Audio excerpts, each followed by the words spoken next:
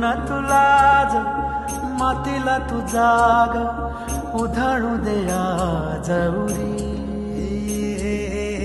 उजाडू दे आज साकड हे माग होऊ दे पहाट नवी आता जाऊ दे साऱ्या जगाला पाहू दे पडू दे पाऊल जरी काट पाया खाली साकड्याला येऊ दे पडू दे पाऊल मोठी लढाई लढू मातीसाठी गड्या मनकटाचं जोर लावून दाटला जरी अंधार एकजूट होऊ आज दिवा देऊ तेज धावून